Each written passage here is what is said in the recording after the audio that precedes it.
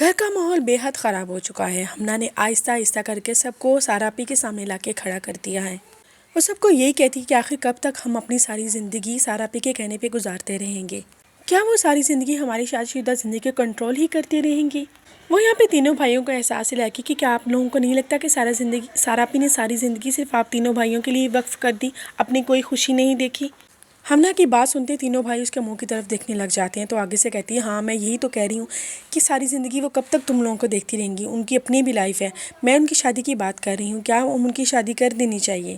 وہ کہتی ہے اگر ہم کچھ نہیں کر سکتے تو ان کے لیے ایک اچھا سا رشتہ ڈھونڈ کے ان کی شادی کر دے۔ پیچھے سارا پہ کھڑی یہ سب باتیں اس کی سن رہی ہوتی ہیں، ان میں اتنی ہمت نہیں ہوتی کہ وہ سب کے سامنے جا کے کھڑی ہو جائیں، وہ آرام سے واپس اپنے کمرے کی طرف چلی جاتی ہے۔ اور دوسرے تینوں بھائی اس بات کو سوچنے میں مجبور ہو جاتے ہیں کہ واقعی ان کی بہنیں ان کے لیے اتنی قربانیاں دی ہیں، اب ان کو ان کی مرضی کا شادی شدہ زندگی گزارنی چاہیے۔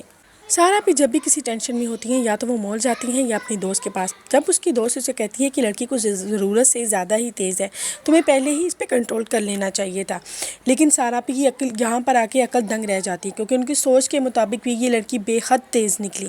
بارش ہو رہی ہوتی ہے، سب لوگ اپنے کمروں میں ہوتے ہیں اور یہ لڑکی اپنے میاں کے ساتھ باہر کھڑی بارش میں بھیگ رہی ہوتی ہے۔ سارا پی کو یہ بات بالکل بھی گوارا نہیں گزرتی کیونکہ اس لڑکی کی وجہ سے اس کا ایک بھائی اور بھابھی گھر چھوڑ کے جا چکے ہوتے ہیں۔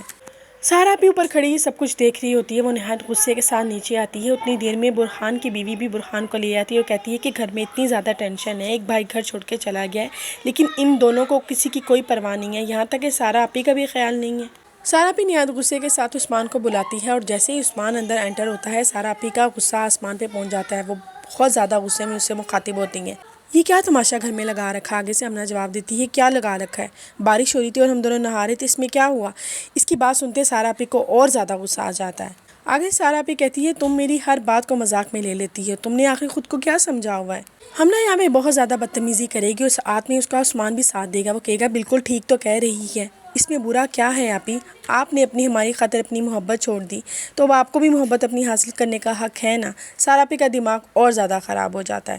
سارا بھی ایک زوردار تھپڑ عثمان کے منہ پہ لگاتی ہے، یہ دیکھتے ہمنا کا بھی دماغ خراب ہو جاتا ہے، وہ حد سے زیادہ پاگل ہو جاتی ہے اور بہت زیادہ بدتمیزی کرنا شروع ہو جاتی ہے۔